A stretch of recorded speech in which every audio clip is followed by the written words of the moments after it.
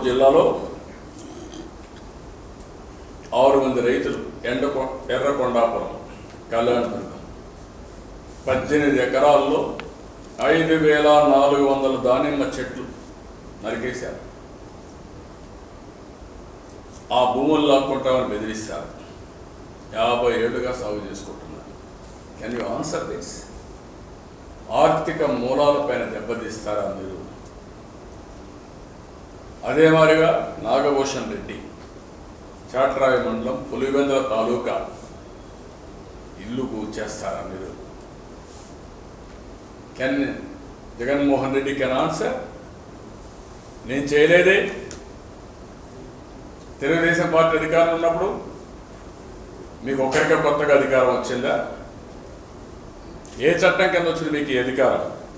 ఇంకొక పక్కన కిలారి మారుతి, దారపనేని మంగమ్మ, మైలసముద్రం కొత్తచెరువు మండలం పుట్టపర్తి నియోజకవర్గం మూగవాడిని పట్టుకొని విపరీతంగా కొట్టి 14 కుట్లు పట్టాయి. వాడు ఇప్పుడు కూడా ఏడుస్తున్నాడు. నేను ఇంతకుముందు చెప్పాను, చెల్లబోయిన విజయలక్ష్మి నాగమల్లేశ్వరి విశ్వేశ్వరపురం తూర్పుగోదావరి 20 ఏళ్ళుగా ఆధీనంలో ఉంటే ఈ యొక్క ఎమ్మెల్యే రాజానగరం ఎమ్మెల్యే కబ్జా చేస్తే వాళ్ళు పాపం అడ్డం పడితే వాళ్ళని అరెస్ట్ చేసి చాలా దారుణంగా లేడీస్ పిల్లర్ టు పోస్ట్ తిరిగి బాధపడుతున్నారు. వాళ్ళు ఏం సమాధానం చెప్పాలనో అర్థం కాని పరిస్థితి. ఇవన్నీ కూడా ఇప్పుడు నేను చెప్పినట్టన్నీ విత్ డాక్యుమెంటరీ ఎవిడెన్స్ అన్నీ కూడా ఇచ్చాను. ఫేర్ ప్రైస్ షాప్ డీలర్ని తీసేస్తున్నారు, ఆత్మహత్యలు చేసుకుంటున్నారు, అనిమేటర్స్ ఆత్మహత్యలు చేసుకుంటున్నారు, ఫీల్డ్ అసిస్టెంట్స్ ఆత్మహత్యలు చేసుకుంటున్నారు. ఇవన్నీ కూడా కంట్రోల్ కావాల్సిన అవసరం ఉంది. అందుకే చలో ఆత్మకూరు ప్రోగ్రామ్ ఈజ్ ఆన్. చలో ఆత్మకూరు కంటిన్యూ అవుతుంది. సమస్య పరిష్కారం చేయండి, కానీ మమ్మల్ని అణగదొక్కాలనుకుంటే అది మంచిది కాదు. మీకు అది రాష్ట్రానికి కూడా మంచిది కాదు. ప్రభుత్వాన్ని హెచ్చరిస్తున్నా. నేను ఏదో మీ మీద అబండాలు వేసి తప్పించుకోవడానికో లేకపోతే ఇది చేయడానికి కాదు. సాక్ష్యాధారాలతో ఇచ్చాం. ఇంకా మేము సమాచారం కలెక్ట్ చేస్తాం, మొత్తం సాక్ష్యాలు ఇస్తాం. మీరు ఏం సమాధానం చెప్తారో చెప్పండి, లేకపోతే యాక్షన్ తీసుకోండి. అప్పటికి కూడా మీరు యాక్షన్ తీసుకోకపోతే మేము చట్టపరంగా ఏం చేయాలన్నీ చేస్తాం, రాజకీయ పరంగా ఏం చేయాలన్నీ చేస్తాం. ప్రజాస్వామ్యంలో చాలా ఫోరమ్స్ ఉన్నాయి. ప్రజాస్వామ్యంలో ఎవ్వరు కూడా చట్టానికి అతీతులు కాదు. ఆ విషయం మీరు గుర్తుపెట్టుకోండి. అందరూ కూడా చట్టానికి అనుకూలంగానే చట్టానికి లోబడే పనిచేయాల్సిన అవసరం ఉంది. ఈ విషయం మీరు గుర్తుపెట్టుకోవాల్సిన అవసరం ఉంది. నేను అందుకని ఈ అన్ని విషయాల్లో ఈరోజు నేను నిర్దిష్టమైన డిమాండ్స్ పెడుతున్నాను. 100 రోజులు, ఇంకా ఎక్కువ రోజులు, దగ్గర 110 రోజులు 115 రోజులు బయట ఉన్నారు. ప్రతి బాధిత కుటుంబానికి 1 లక్ష రూపాయలు ఎక్స్గ్రేషియా ఇవ్వాలి. ధ్వంసమైన ఆస్తులకు నష్టపరిహారం చెల్లించాలి. 3, బీళ్లు పెట్టిన భూములకు పరిహారం ఇవ్వాలి. ఈ ఏడాది పంట కోల్పోయిన బాధిత రైతులకు కౌళ్లు చెల్లించాలి. 4, బాధిత గ్రామాల్లో పికెట్లు ఏర్పాటు చేయాలి. పోలీస్ పహారా పెంచాలి. 5, పెట్రోలింగ్ బృందాలు పెంచాలి. సీసీ కెమెరాలతో భద్రత కల్పించాలి. 6, నిందితులపై బైండ్ ఓవర్ కేసులు నమోదు చేయాలి. 7, రాష్ట్ర వ్యాప్తంగా సెంట్రల్ కంట్రోల్ రూమ్ ఏర్పాటు చేసి లా అండ్ ఆర్డర్ కంట్రోల్ చేయాలి.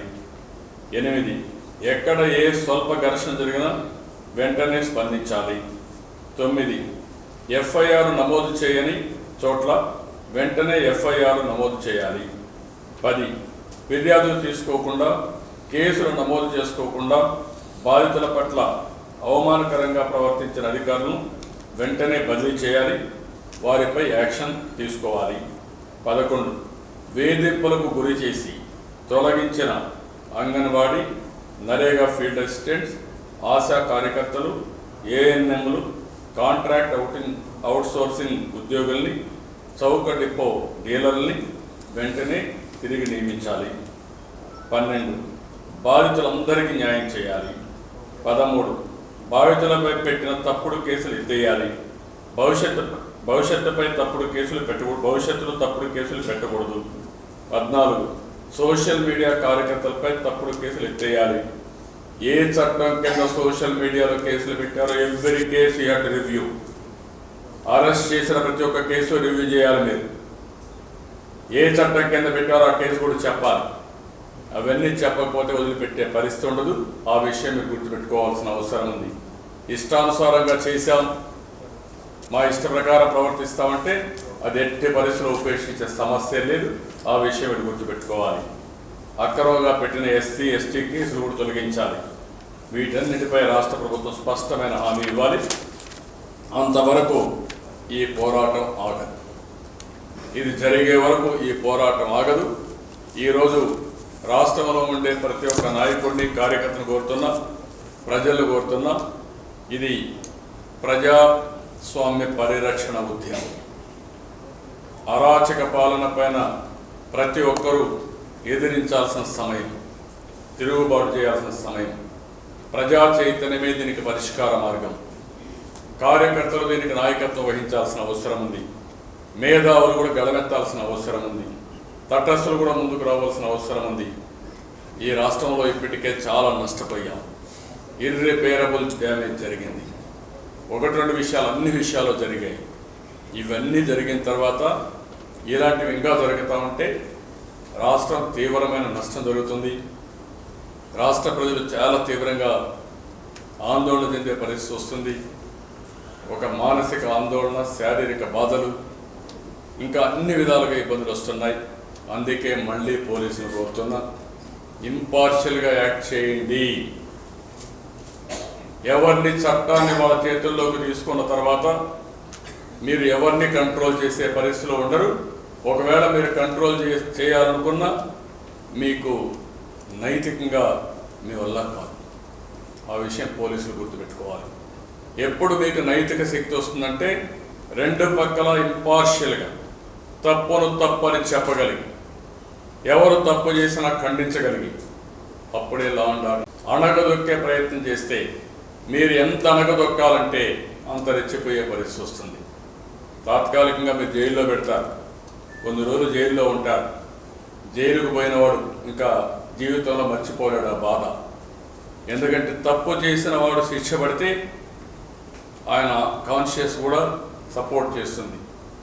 తప్పు చేయని వాడిని జైల్లో పెడితే అతనికి ఉండే మానసిక క్షోభ, అతనికి జరిగిన అవమానం జీవితంలో ఎప్పుడు మర్చిపోలేడు. ఆ విషయం మీరు గుర్తుపెట్టుకోవాలి.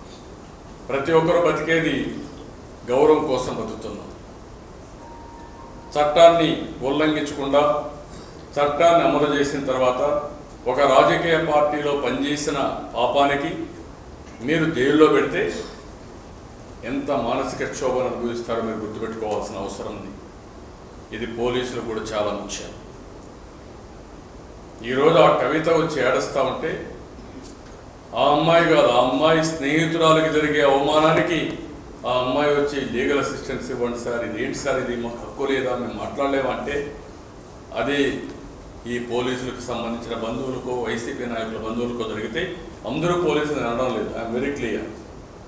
కొంతమంది సెలెక్టివ్ పోలీస్, కొంతమంది ఒత్తిడి కూడా లోనైపోతున్నారు. లోపల బాధ ఉంది, కాన్ఫ్లిక్ట్లో ఉన్నారు, వాళ్ళ కాన్షియస్ పర్మిట్ చేయడం లేదు. కానీ ఏం చేయాలో దిక్కు తెలియకుండా పై అధికారులు చేసే ఒత్తిడికి వాళ్ళు కూడా భయపడిపోయే పరిస్థితికి వచ్చారు. ఇది మంచిది కాదు, శుభసూచకం కాదు ఈ రాష్ట్రానికి. కాబట్టి ఇవన్నీ అందుకే చెప్తున్నా, program is on. Time to time inform చేస్తాం, మీకు కూడా ఇన్ఫార్మ్ చేస్తాం. ఏం చేస్తారో చూస్తాం. చూసిన తర్వాత తగిన నిర్ణయాలు టైం టు టైం తీసుకొని ముందుకు పోతాం తప్ప ఎక్కడా రాజీ పడే పరిస్థితి లేదు. నేను అడిగేది న్యాయమైన డిమాండ్స్. నేనేది వైసీపీ నాయకులపైన కేసులు పెట్టడము, వాళ్ళు ఇచ్చేయమని నేను కోరడంలా. నేను కోరేది మా వాళ్ళ జోలికి రావద్దండి, తప్పుడు కేసులు పెట్టద్దండి, మమ్మల్ని మానసికంగా శారీరకంగా హింసిద్దని నేను కోరుతున్నాను. కాదు మేము ఇదే మరి చేస్తామంటే మా ఆత్మరక్షణ కోసం, మా గౌరవం కోసం మేము పోరాడడం తప్ప వేరే మార్గం లేదు. ఆ పోరాటంలో ఎంతవరకు తీసుకుపోవడానికైనా తెలుగుదేశం పార్టీ సిద్ధంగా ఉంది. రాష్ట్ర ప్రజలందరికీ విజ్ఞప్తి చేస్తున్నా, రేపు మా పార్టీలో ఉండే కార్యకర్తలు అణిచేస్తే వీళ్ళు ఆంబోతుల మారిగా ప్రజల మీద పడతారు. నెక్స్ట్ ఫేస్ అదే. ఇప్పుడు మీడియా కూడా రాయలేకపోతున్నా, మీడియా కూడా చూపించలేని పరిస్థితి వస్తున్నా, మీడియా పైన దాడులు చేసే పరిస్థితికి వచ్చారు. మీరు అతీతులా చట్టానికి? ఏం రౌడీలా మీరు? రాక్షసులా మీరు? మిమ్మల్ని చూసి భయపడాలి అందరూ. అందుకే చెప్తున్నా, ఇది కరెక్ట్ కాదు. దీన్ని చాలా తీవ్రంగా ఖండిస్తున్నా, గర్హిస్తున్నా. ఇప్పటికైనా పోలీసులు అప్రమత్తం కండి, ఇంపార్షియల్గా యాక్ట్ చేయండి. అప్పుడే మీరు కంట్రోల్ చేయగలుగుతారు. ముఖ్యమంత్రి మొహమాటానికి పోయి ముఖ్యమంత్రి ఒత్తిడికి మీరు లోనైతే మీరే అపహాస్యం అవుతారు. ఆ విషయం మీరు గుర్తుపెట్టుకో. నేను చెప్పాను, పెన్నెల్లి, ఆత్మకూరు ఎక్కువ మంది ఉన్నారు. 127 కుటుంబాలు ఆ ఊర్లో ఉన్నారు. అందరూ ఎస్సీలు, మైనారిటీస్. మొత్తం పెన్నెల్లో మైనారిటీస్ ఉన్నారు, ఇక్కడ మొత్తం ఎస్సీస్ ఉన్నారు. 127 కుటుంబాలు ఎస్సీస్ ఉన్నారు. 127 కుటుంబాలు ఎస్సీ కుటుంబాలు ఉంటే వాళ్ళ మీద ఒకరికైతే 14 కుట్లు పడ్డాయి తల మీద. ఒక ఆడబిడ్డకు 14 కుట్లు. ఒక అతనైతే 40 ఎకరాల పొలం ఉండే ఎస్సీ రైతు పొలం వదులుకొని వేరే ఊరికి వచ్చి కూలి పని చేసుకుంటున్నాడు. అది జగన్మోహన్ రెడ్డి పాలన. 11 ఏళ్ల పిల్లోడు కొట్టారు ఆ ఊళ్ళో. మీరే చూశారు ఎంత ఘోష, ఎంత క్షోభ. ఇవన్నీ మీరు చూశారు, మీరు కూడా విట్నెస్ చేశారు. 8 రోజులుగా మీరు చూస్తున్నారు ఇవన్నీ. మేము ఎందుకు ఉద్యమం చేశాం? ఈ పుస్తకాలు వేసాం కదా. దీంట్లో ఒక రాజకీయ పార్టీగా ఒక బాధ్యత, మరీ మీ ప్రూవెడ్ ఆర్గనైజేషన్ కాదు కదా. తెలుగుదేశం పార్టీ 14-22 సంవత్సరాలు పరిపాలించిన పార్టీ కదా, మెయిన్ అపోజిషన్ కదా.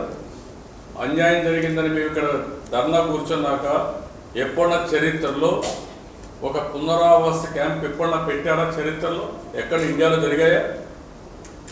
వాళ్ళు పెయిడ్ ఆర్టిస్ట్లా? ఓకే, మీరు వచ్చారు తీసుకుపోతా ఉన్నారు. ఎందుకు మాతో మాట్లాడరు మీరు?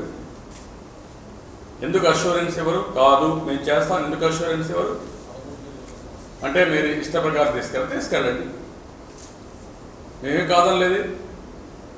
భరోసా ఇవ్వండి, కాపాడుతామని చెప్పండి. జరిగితే రేపు ఏం జరిగినా మీరు బాధ్యత తీసుకోండి. అదే మరి రాష్ట్రంలో ఉండే అన్ని సమస్యలు పరిష్కారం చేయండి. అందుకే నేను చేలో ఆత్మకూరుకి ఎందుకు పెట్టాను? వాళ్ళు చేసేపు వదిలి రావడానికి యుద్ధానికి పోవాలి. నేను అవతలపై యుద్ధానికి కాదు మేము పోయేది. మేము పోయేది వాళ్ళని తీసేపి ఆ ఊర్లో వదిలేసి రావడానికి పోతున్నాం. ఆ పని మీరు చేస్తాం. ఆ మాట చెప్పండి మాకు వచ్చి. మేము చేస్తాం కదా, మీకెందుకని చెప్పండి. దానికి ఎంత సీన్ ఎందుకండి? పల్నాడులో పోయి కౌంటర్ ర్యాలీ ఎందుకు? 144 సెక్షన్ ఎందుకు? లేకుంటే మా క్యాంప్ దగ్గరకు వచ్చి రాత్రి మాట్లాడడం ఎందుకు? మాతో కాకుండా వాళ్ళతోనే మాట్లాడండి, వాళ్ళతోనే చేయండి. ఎవరు మీరు? గొప్ప నాయకులు కదా.